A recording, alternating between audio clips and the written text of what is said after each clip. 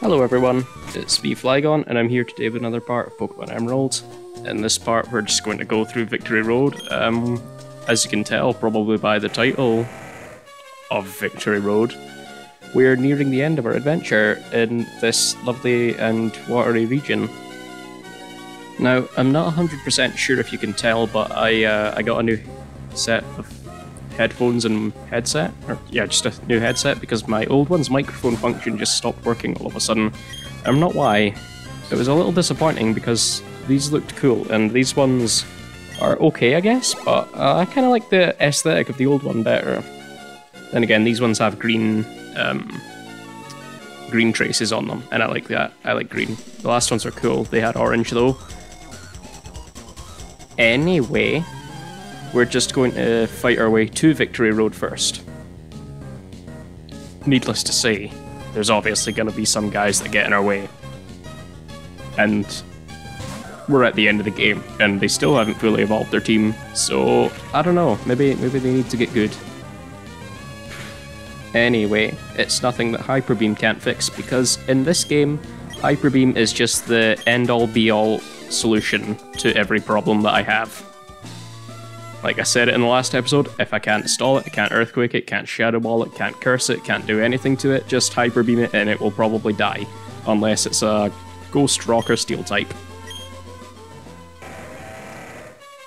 That's what Rock Smash is for.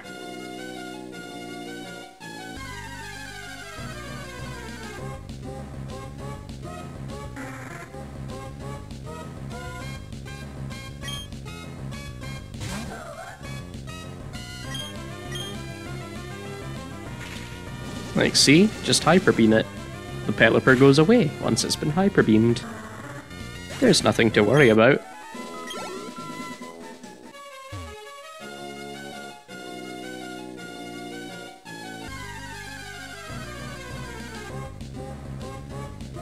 I like how these feel on my ears though, although it's a little bit hard to... They're very sound cancelling. I can't hear much outside of them. So if I end up speaking a little bit louder than usual, sorry about that. I'm not angry at you, I'm just disappointed. No, I'm not disappointed. I'm just... I don't really know. I'm trying to compensate to make sure I'm not speaking too loudly by... or not speaking too quietly, rather, by speaking loudly. And if that ends up translating into speaking loudly in this, then I suppose I can just fix it in post-production now, can't I?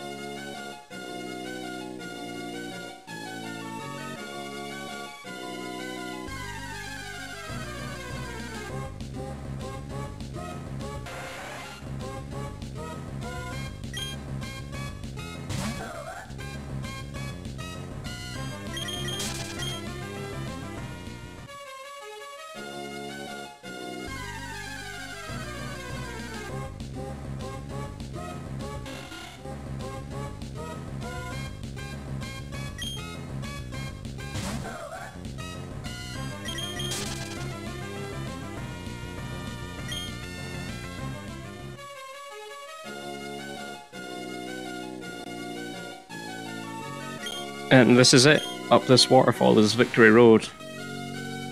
The place where it all ends. There's also a Pokemon Center.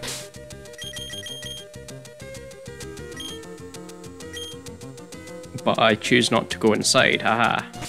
It probably would have been wise to go inside it though, just to get my PP back. And furthermore, I get kind of sidetracked in here and I'm not quite sure what with. But I start speeding things up after the first trainer battle because I go in here without flash and you don't want to see me skulking around in the dark for an hour. Because let's face it, that's not fun.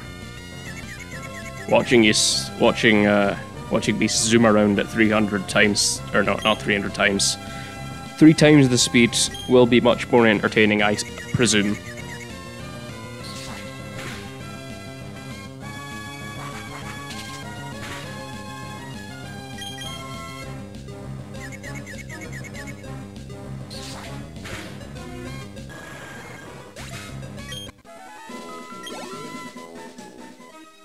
Cool thing about these headphones is the microphone. You can take them take it out and then like put it in your pocket or in somewhere else if you so wish, and then plug it back in. So it can just be like normal headphones if you so wish them to be.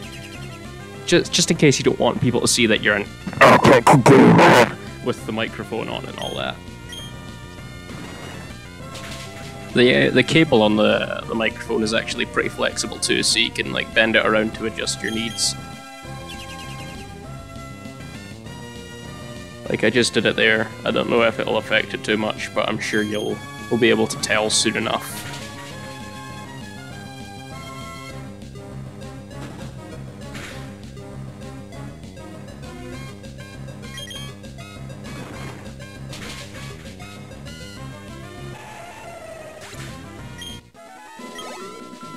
Another glorious victory.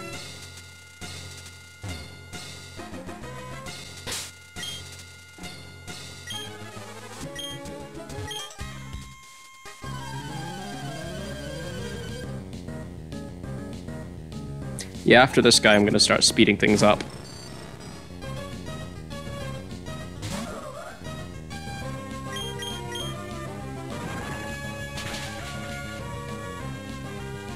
Like, seriously? Even though it only does, like, or it only has 20 power, Rock Smash is still a really nice move, because it just... Since it just, puts... Like, it really lowers their defense quite a lot. Like, it's one of the most common added effects that occur, I think. I predict this lock-on will do nothing in the long run. It won't do anything at all, because Earthquake, the best move in the game. Makes you wonder though, how widespread are earthquakes when Pokemon make them? Like, are they like really, really terrible, horrible things that cause buildings to collapse? Or are they just really localized things that don't really affect anything? See, it's difficult to tell. The same goes for Blizzard too. Is that like a huge blizzard in the area? Or is it just another localized thing? What about thunder? You'd think a Pokemon with soundproof would be immune to thunder now, wouldn't you? Since it's thunder and not lightning. The lightning's the actual electricity and thunder's just the sound. Makes you think, doesn't it? Hire me, Game Freak. I know what I'm on about. There's a max elixir there.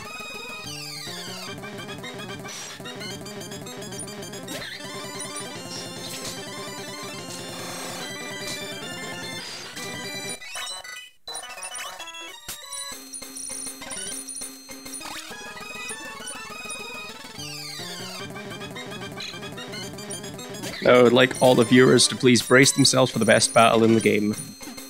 In ORAS, even.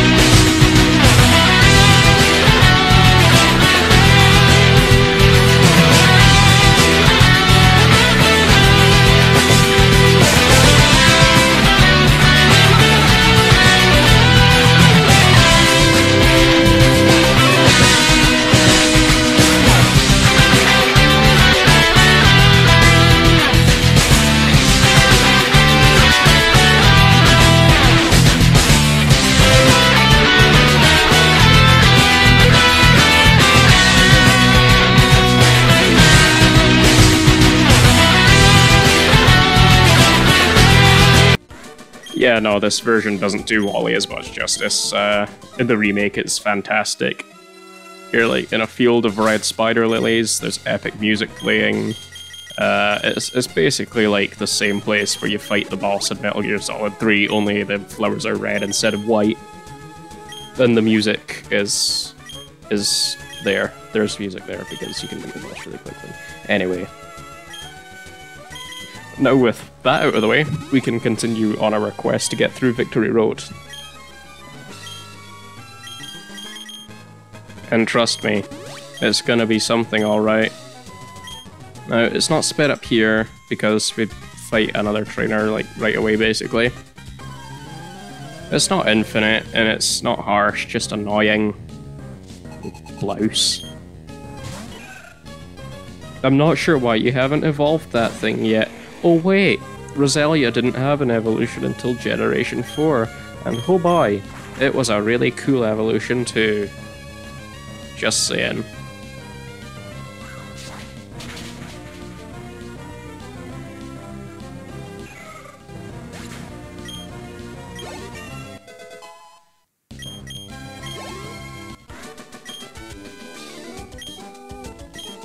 Thank you. It was just using fly. And now we're in the dark, haha, let's speed up.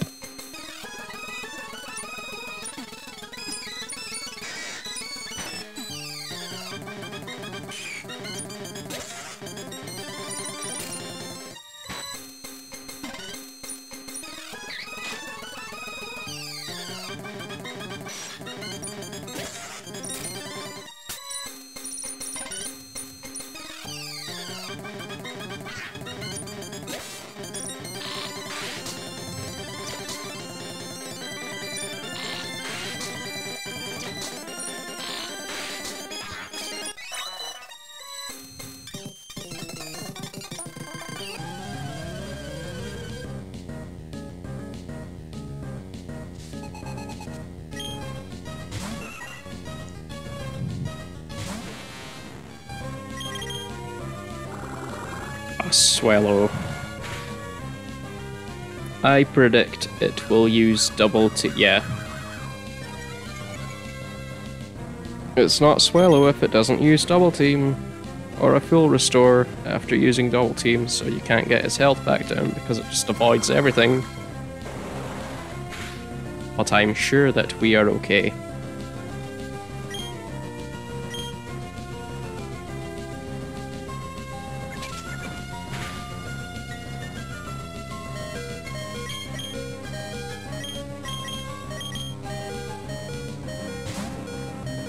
Your endeavor and quick attack memes will not work on me, even though it wasn't really a quick attack. Although, you're Swallow, you were probably gonna outspeed me anyway. Haha.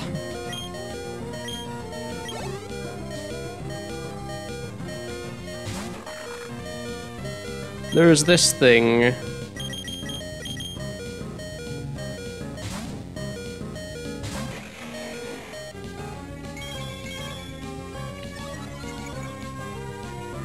I mean, yeah, the iron defense is nice and all, but it won't really help you that much. It was still a one-shot even at +2 defense. I'm sorry, oh no, it wasn't. No. Oh, well. Aren't I a silly idiot?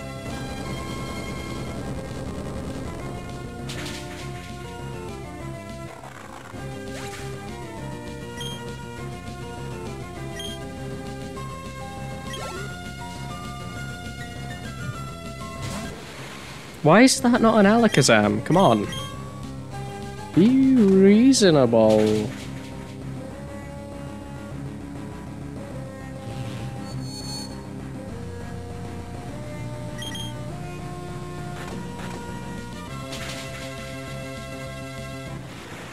Just crunch things and it will work. Because in this generation, crunch is a special attack.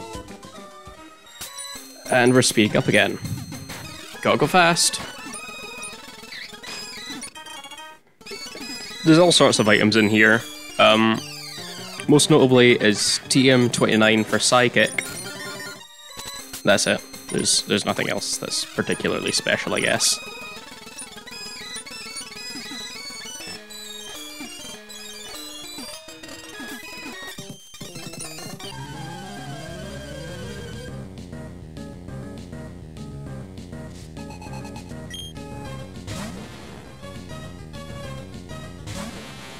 You know what, I wouldn't have been surprised if in the original version this would have been a Sandshrew or something, because this game just seems to hate like having you fight trainers with Pokemon that are actually evolved. Nonetheless.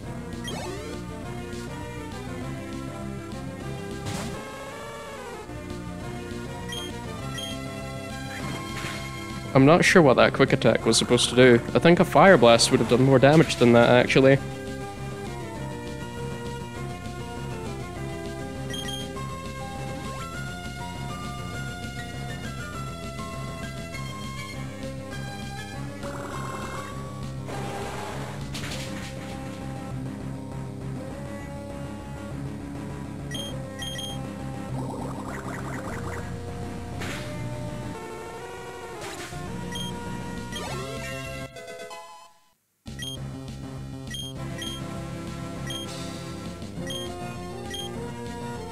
Screech is a pretty nice move.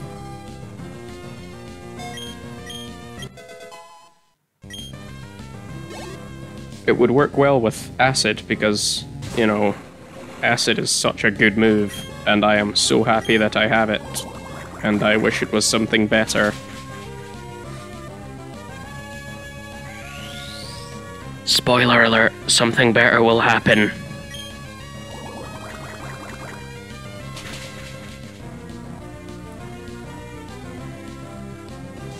I mean, one of the good things about Acid is it's AoE and it has a chance to reduce defense, I think?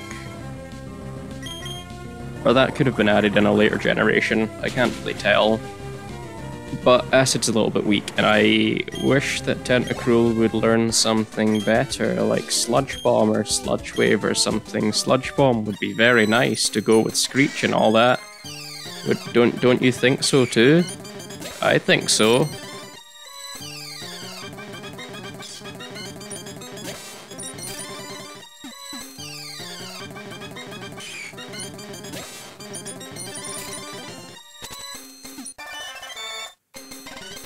And then there is another battle coming up pretty shortly. Just after I fend off this thing.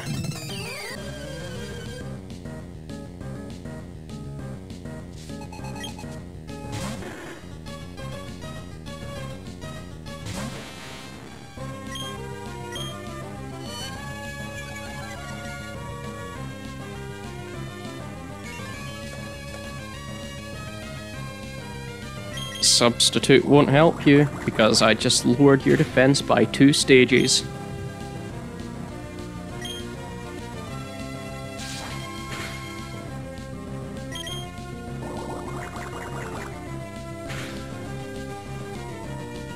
That did surprisingly good damage. For Acid, of course.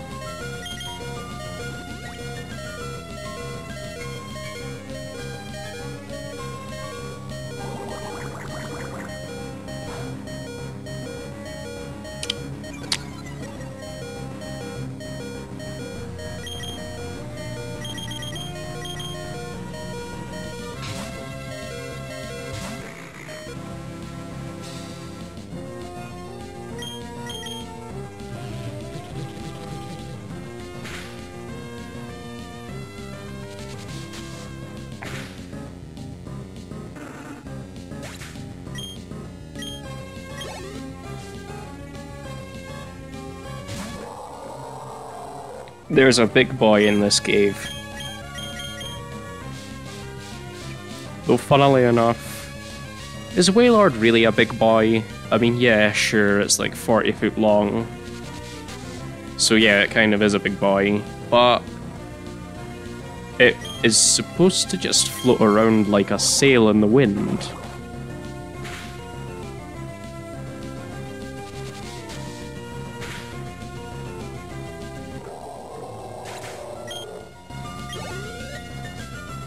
It's like, yeah, sure, it's big and it floats, but I don't really believe all these people that go around saying, like, Wailord's the lightest Pokemon. If that was the case, then wouldn't, like, Hoppip or Jumpluff be the lightest? Or Skiploom? Like, since they're lighter and they do the same thing, they just float about on the wind all the time? I think that makes sense.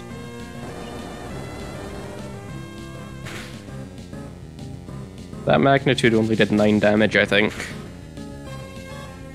This is pretty cool, not gonna lie.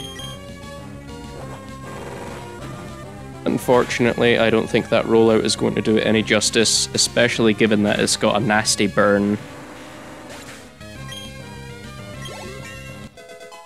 And Hammy is just leveled up. And look at those defense stats, that's just magnificent, and it makes me happy.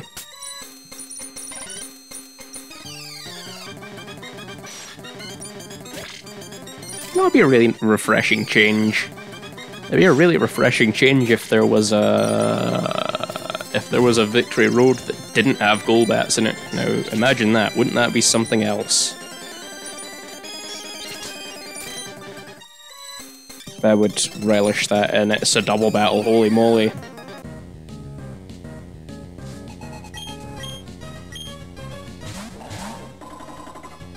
Suddenly I'm having flashbacks to the Psychic Gym. And yes, well, they didn't quite have a Medicham, they had a Xatu, and I honestly can't remember them not having a Medicham. I know they don't have one, but I remember them having one, so maybe I was just, like, off my head on Calpol when I was a small child or something. So winter's coming, avoiding the winter is coming memes. Yeah, winter is my favourite season, if you didn't know.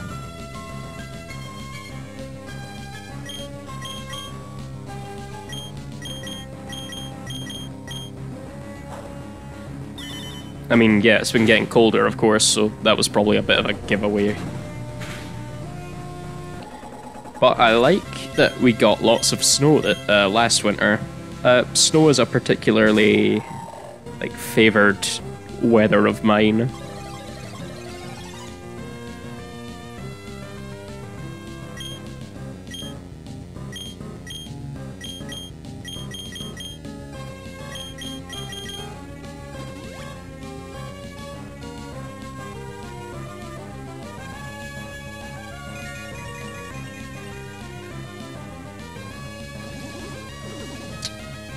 The two clay dolls here are very intimidating, to be honest, and the sunny day followed by a top-notch Aggron Surf is just proof that I don't actually think when I play this game, followed by getting Earthquaked, probably twice as well.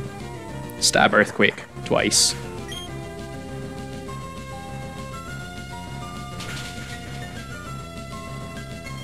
I wasn't expecting that to be a one-shot.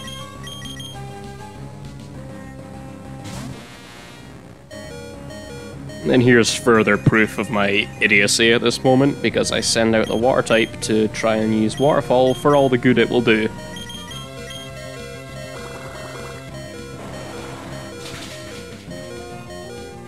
That being said, that was more damage than I thought it would be. And thankfully that is one clay doll down. The other one, however, is still going to be a bit of a problem. Although if we're lucky, it will use Earthquake and really ruin its Lantern pal's day. Sorry, Coctimus.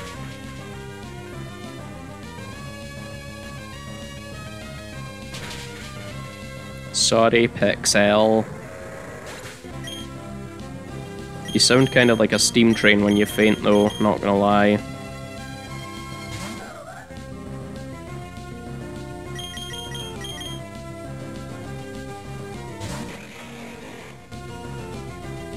Now, there's no way this is gonna go badly, I think.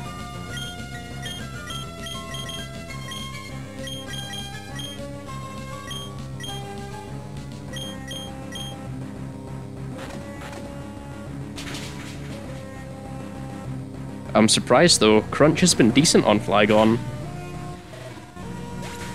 I know it's supposed to be a physical attacker, but since it's got 80 and everything else except attack and speed.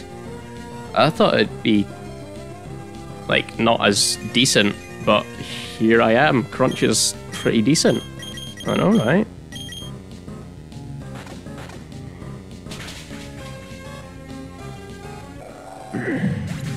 Yawn.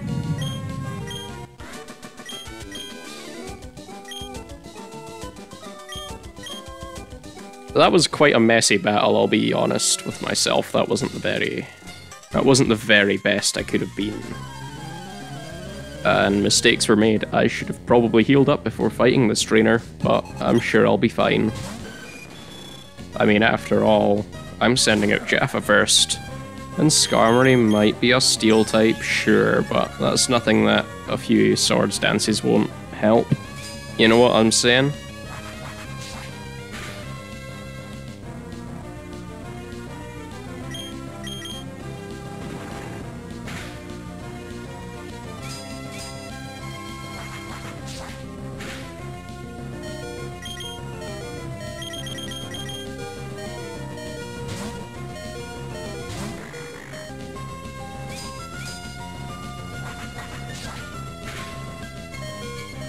When in doubt, just stall it out.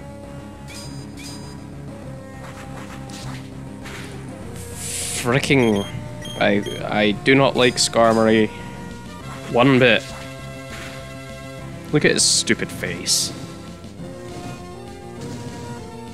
Right, well, what happened? Did you get dropped on your face and then like the bottom half of your beak like hit the floor or like a step or something, and then it caved in because it's made of steel, and then it got all ugly and stuff, and that's why you got that stupid overbite? Yeah, get wrecked.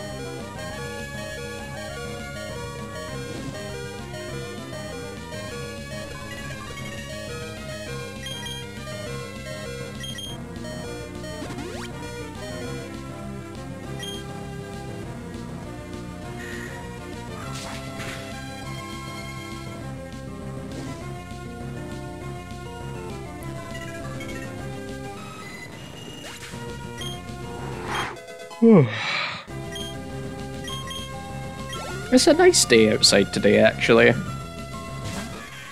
I'm thinking of like starting to go outside more, like walking around and stuff like that, you know, doing that whole exercise shtick that people talk about. Like maybe not full-blown exercise, just walking around, because my poor arthritic joints can't handle like actual like strenuous labor or anything like that. And I forget that we're playing the game where the generation, where confusion effects just always work no matter what you do.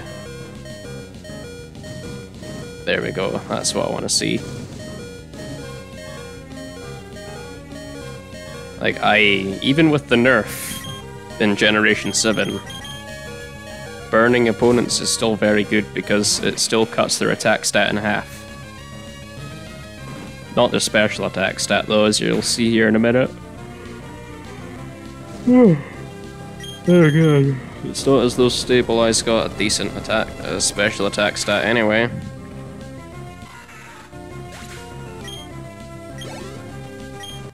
I'm kinda hungry.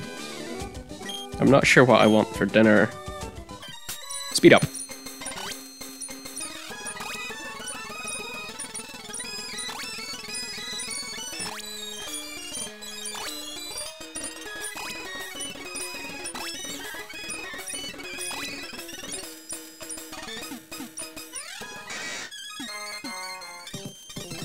And if you remember back in like part 6, we fought the Windstraight House, and they mentioned their son. Well, guess who it is? This is that guy. He is, well, he's certainly a cut above everyone else in his house, but he's just kind of generic here. Like a Sunday Thunderbolt takes out the Dodrio. Then again, Dodrio's not that tanky.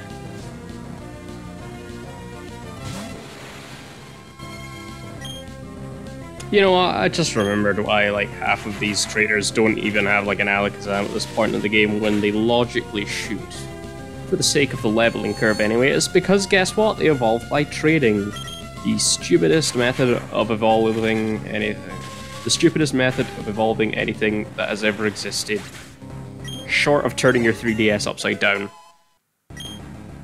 Speaking of which, how are some Pokemon going to evolve on the Switch game for 2019? Like, you got that, you need to turn your 3DS upside down to evolve one of them. How's that going to work? Is there similar hardware in the Nintendo Switch that allows one to do that? Or are you just going to have to trade them from a previous generation? Or get them through some other means? Like how in Generation 5 you got your Milotic by trading it with a prism scale rather than having it evolve with max beauty, because in Generation 5 contests weren't a thing. So maybe there'll be an item like that, like a fidget spinner or something, I don't know. Maybe not a fidget spinner, but something that goes upside down, like a spinning top or something. Not even a spinning top, I'm really not sure anymore. Maybe they shouldn't hire me.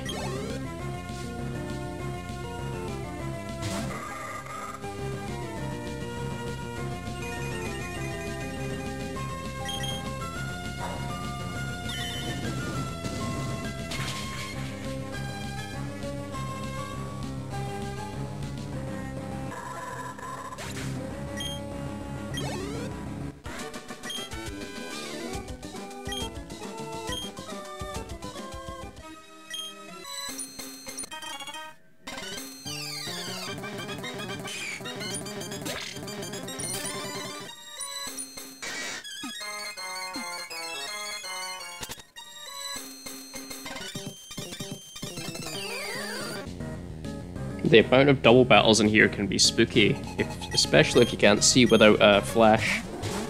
I mean, yeah, sure, flash is helpful for getting through places like this, but guess what? It's still flash.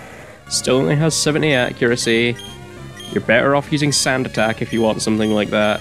And you can't forget flash through normal means. So flash can eat a peony. Yeah, that's right. I swore. I said peony, and I'm gonna say it again. Flash can eat a peony.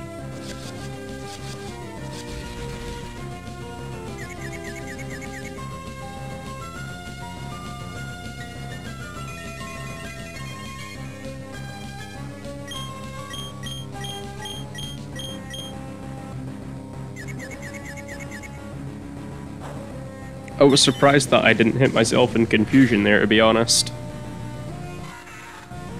Also, a Sunny Day Weather Ball is just crazy, because Sunny Day, on its own, boosts fire moves by 50%. Weather Ball is 50 power, I believe. It also changes depending on what the weather is.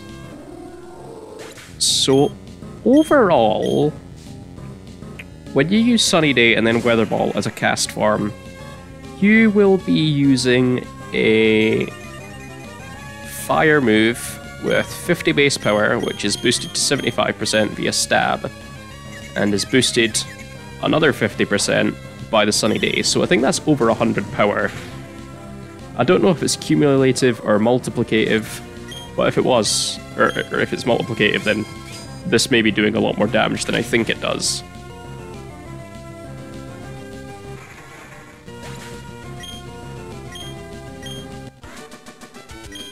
And that's not taking type effectiveness into account yet.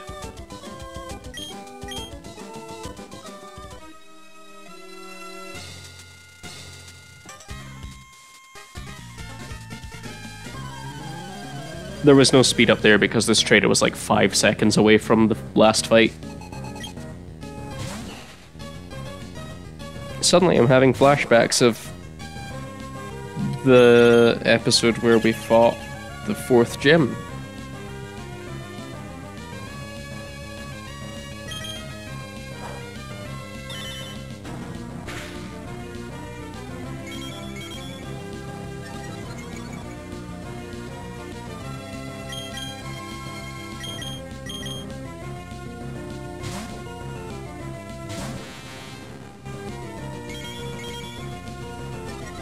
All that defense isn't gonna help you when I use Waterfall, man.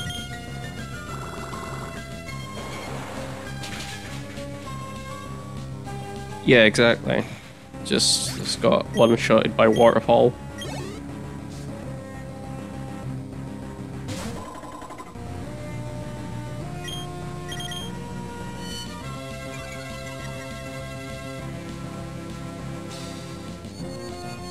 That cam mine's not going to help you either.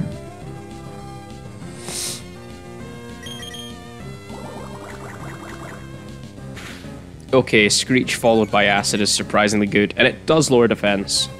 Just like I thought. I thought that was added in a later generation, but I was wrong. It was present in Gen 3 as well.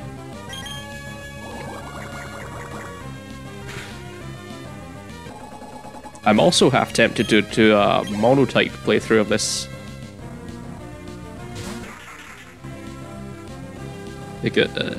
For those of you that do not know, a monotype is basically a playthrough of a Pokemon game where you only use a single type of Mon.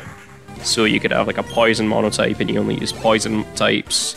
You have a normal monotype where you only use normal types, so on and so forth. You're allowed hybrid types and things like that.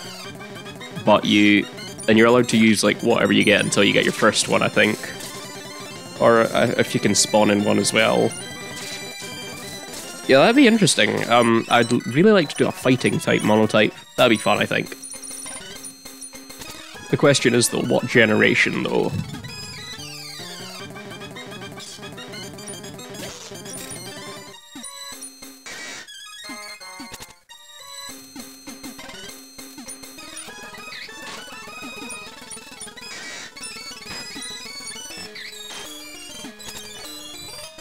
And we're back into a place that actually has light. Are you glad? Because I am. I hated being in the dark areas. Not because they were scary or anything, because they're not, but it was just like kind of gross to see like you only had this tiny little pinprick of light. And that was all you got to see. And there was nothing fun about that.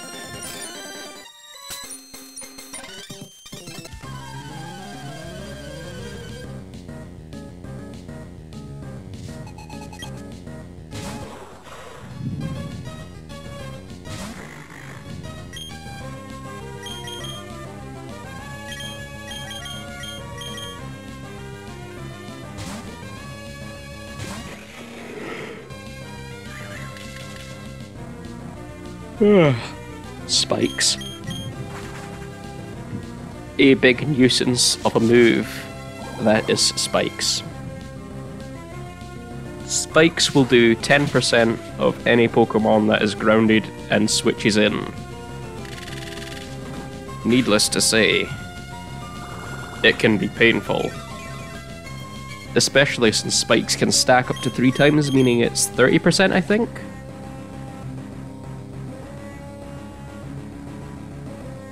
And it can be paired with Toxic Spikes and Stealth Rock too.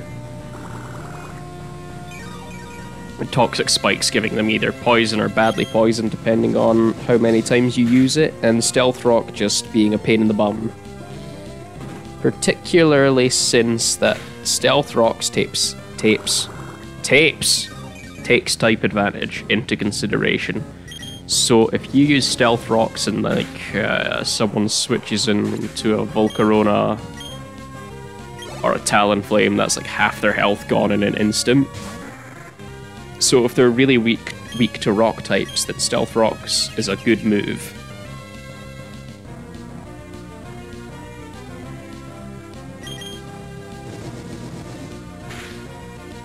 Now, since we're back in the light area, you may have noticed that we are actually almost out of the Victory Road.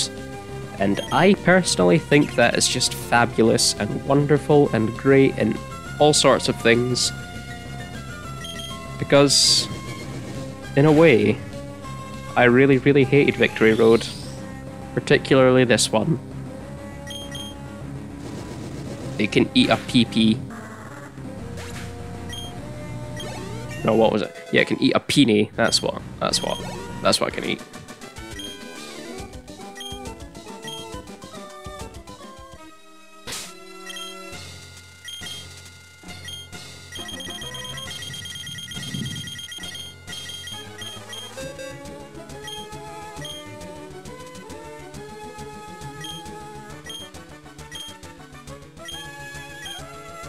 Dragon Claw is a move that I should have taught Flygon quite a while ago, to be fair, because whilst it isn't or doesn't have the capability of paralyzing the target, it just does more damage.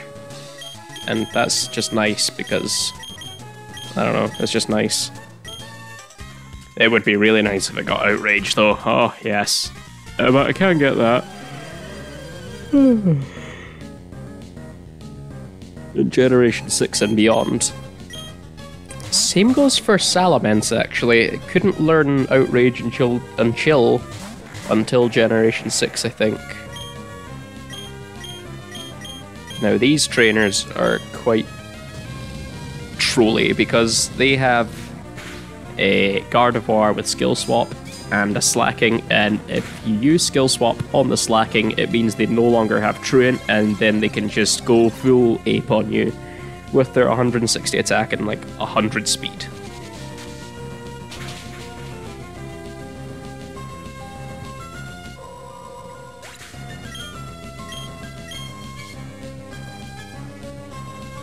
And now there's 2 Slackings out, because who wouldn't want 2 Slackings, like, attacking them constantly? You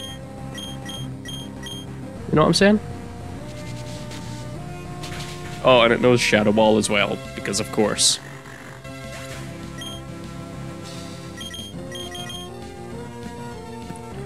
The one ghost move they know that can take advantage of that colossal 160 attack stat. And poor Pixel was burned. And that's not okay. Because he now can't attack for shit.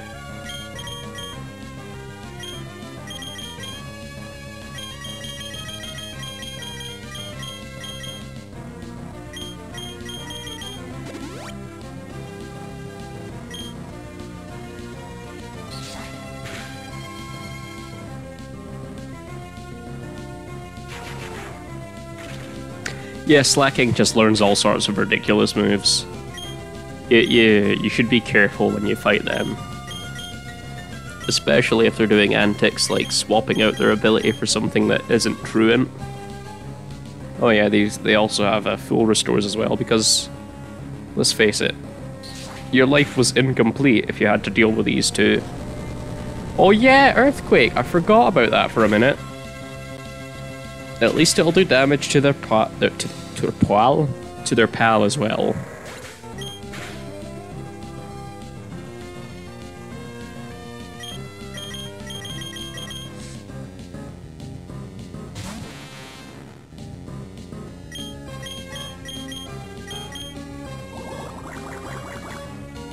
Mistakes were made. I probably should have used Waterfall. Or even Dive. Dive would have been nice.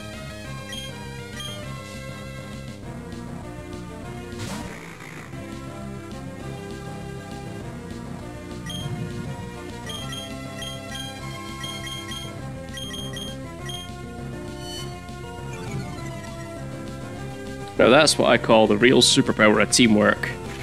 Using a Screech, followed by a Hyper Beam.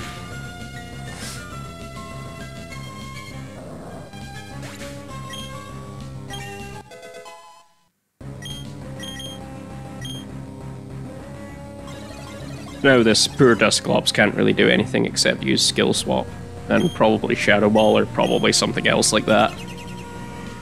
Oh wait, it's got protection. How can I be so silly and forgetful?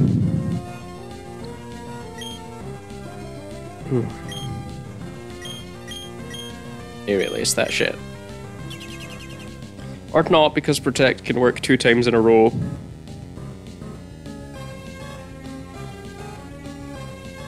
At least for enemies.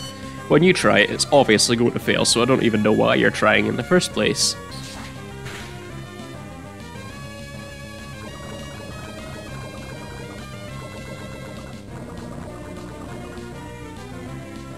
Oh no.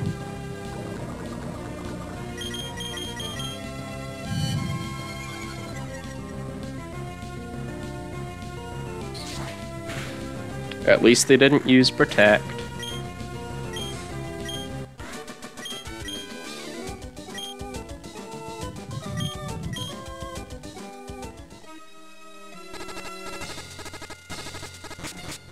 And we finally made it out.